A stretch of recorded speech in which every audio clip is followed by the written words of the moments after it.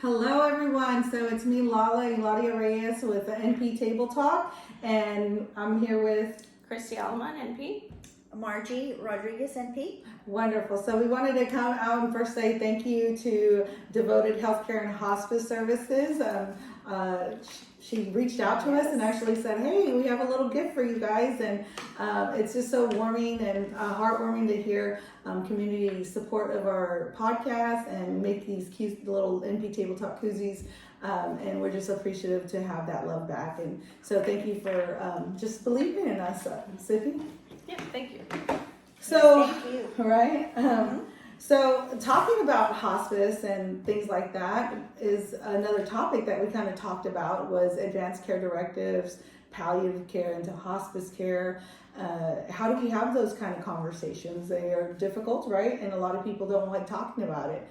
I know from when I worked I still work in family practice, but as I worked in family practice during COVID, it really was highlighted that people aren't having these conversations, and us as healthcare providers, we should help introduce those things to families and patients going forward.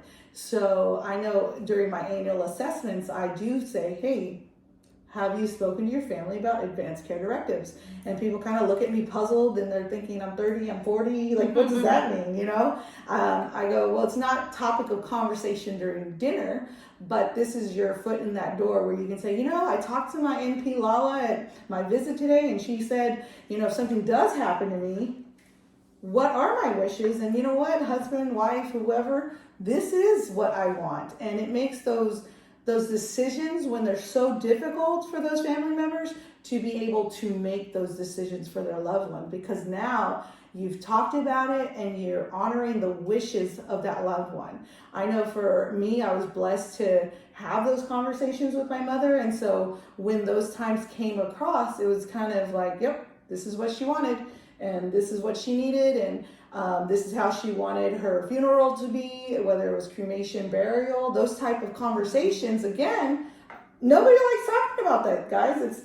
Death is very difficult to talk about, and with the platform that we give our patients, that is something that they can do before we see them in the inpatient setting, know, because I know Christy works in that inpatient setting, and I'm sure you have those tough conversations. Yeah, and it's much easier to help make decisions ahead of time. Like if you wait till the last minute when someone's actually on their deathbed and you don't know what their wishes are, you might be going completely against what they wanted, or talk them into something that they didn't want. I've been in that situation a lot where nobody can make a decision, right? And then it comes to the point, okay, well, who's going to make the decision? Because their spouse is deceased and they have kids, right? But say it's the middle child that always makes the decisions, but that's not how it goes in healthcare. In healthcare, it's the oldest child. Or say the parents never got divorced, right? But they're still together, and sometimes, and then by default, the husband gets to make the decision for the wife, and then the kids might not be happy with the decision that the spouse is making. And then it comes, and then it gets worse and worse, and then you start having to have, these ethical meetings, and it gets taken to, ethics committee, and it's sad for the whole family. So exactly. It's already a difficult situation, and if you're just honoring someone's wishes, it makes it so much easier during those tough times. And we've all come across it at some point in our careers, whether it's the introduction of end of life, whether it's, hey, you're of sound in mind right now, make those decisions. But it really can avoid family conflict during those moments, because we've witnessed it. And I can't stress enough how important these conversations are to let your loved ones know, like, hey, if I'm on a vent, I don't want to be on a vent if there's no hope in it, is there hope in it? If there is hope, this is what I want. It happens, people, and these are the tough questions and reality that we're faced with in healthcare. And so knowing these things ahead of time really does help, because there's times that, mom has cancer now what do we do? And you don't need an attorney to make advanced directives. Most primary care providers can assist you with that. They have the forms. They'll keep it on file for you. I don't remember how long it's good for. Is there a limit to it?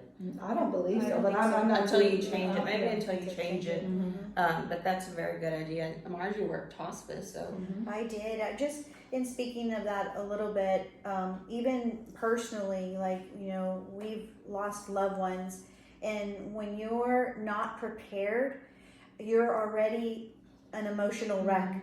Those decisions are even harder to make under those emotions, and it's really something you're not prepared for, and it just makes it so much harder. So being prepared, like Lala and Christy were saying, is so crucial, because at that time, that's what you want to focus. You want to focus on your family, the grief that you're going through, and that just sets the pace for everything to work out smoothly.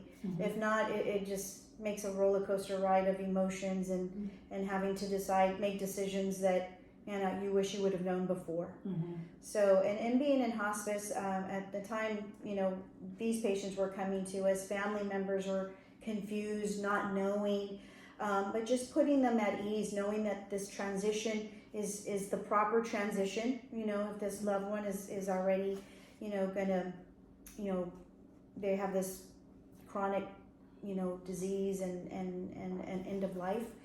Hospice is so good in helping transition to the restful period, getting the proper medications, the proper bed, the oxygen, and just making it into a smooth transition. So it's people always think of it, oh my God, no, they're going to put them on hospice and they're going to die already. Yeah, they're not going to do anything. Yes, Yeah. and that's Hospice does not mean no treatment. It Correct. means just use the last days of your life or months of your life, or going to be more spent on the comfort of it. It's focused on that comfort aspect. Yes. And I know a lot of people don't take advantage of hospice care services. I know in our community, there's so many hospice companies, and they all work in different ways, but it's all geared towards comfort care and making sure that you get that hospital bed, that you have that oxygen when your loved one needs it, making sure they're comfortable, helping them bathe, because another thing that happens during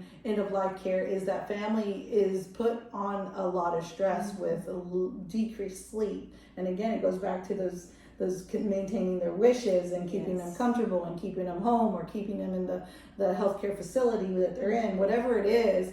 At the end of the day, it's a stressful time, and our healthcare providers, like all of us here, have had to approach the family members during those time frames and help guide them, because another service people don't really think about is palliative care, because palliative care is something that people get so scared with anything palliative or hospice, and palliative care kind of helps you with, hey, your loved one is ill, they may meet criteria soon, and maybe you're not ready to say that that's it's hospice time, but they can help you adjust, they can help you guide in that time, because you're right, Margie, people are so confused, heightened emotions, they're tired, there's so many different variables occurring. And these teams within our area can help you through those tough times too, right? And I know in the Hispanic culture, we're like, no, I'm not giving up on mom, I'm not giving up on grandma. But it's not giving up, it's actually honoring their wishes and staying home, staying comfortable, respecting those needs. And I like that Christy even said that it doesn't mean we're not going to treat you anymore, because if you get a UTI, you're going to get treated for a UTI, You actually pretty much stay on any medications you were on before, not any chemo medications or things like that, but blood pressure medicines, thyroid medicines, because if your thyroid goes off or your blood pressure is sky high, you're not going to be comfortable. So don't think that they're not going to give you your regular medications, because they are. And then another thing people don't, I think, maybe realize also is if a person is on hospice, but then say they fall or something, or they're getting worse, if you take them back to the hospital and they get admitted, you revoke that hospice care. Sure. And then it's kind of like starting all over again. I think it's okay if you're OBS, or you can go to the ER, make sure, you didn't break a hip or something. But in those cases, it's best to this is not, broken and we just had a scare, Mhm. then go back home so that you don't lose that your hospice benefits. care. Mhm. Yeah, and then if you're in the hospital too long, they'll pick the bed up, they'll pick the The toilet, the equipment. everything Mhm. that they brought, and then you're starting from scratch again, right? Because then 2 days later, it's like, okay, yeah, there's still nothing we can do for the patient, and then it's time to go home, and then you're like, well, now I don't have a bed for grandma, now I don't have this. Right. But the hospice teams work quickly when you do get dismissed from Yes, these places. They But even do. if you, They do. Yeah, Right. I just think patients or families aren't aware Mhm. that will happen if you do decide to keep them in the The hospital. revoking part, yeah. Yeah. Yeah. Yeah, and that's true, for sure. Yeah. That's- So I mean, I just in general for y'all out there, on those chronic illnesses, reach out to one of the hospice companies. Get more information. Be informed. Because then in the last minute we're rushing and sometimes although hospice is really good on turnarounds, they still have to make sure they have all the documents and have the nurse to be able to go out there, have the meds with them. So it's a process, so it doesn't happen right away. So just be informed, get to know what they have to offer before it's too late and then you're struggling and what do I do, who do I go to. For those who have these family members or patients who are at that level, hospice is really a good resource. Yeah, and luckily everything's online now. Yes. You just look up Corpus Christi Hospice, right, and see your For options. all of them. And then just look at the companies, and some of them do have a little bit different things what they offer. Sure. Like they might have like inpatient hospice, Oh, yeah, that's right. Yeah. Another stuff benefit. like that. Yeah. Exactly. So And just look from at that. and then from the family practice point of view, I would say even if you are on hospice and you're not happy with your hospice, go back to your family care provider and they can help guide you through those times. They can make sure that you're comfortable with the care that you're receiving. Or if you have questions, we can help talk to you about those things in that setting, so that we can make sure you're happy and cared for and everything's staying comfortable for your loved one, for sure. Yeah, and you keep your primary care Exactly, provider also. exactly. I think that's another thing Misconception. yeah. Mhm. So it's just like adding to the team. So that if it's my mom say, and she goes on hospice, Lala's her primary care provider, and then Margie over here is her hospice person. They're going to be working together Correct. For sure. for the patient.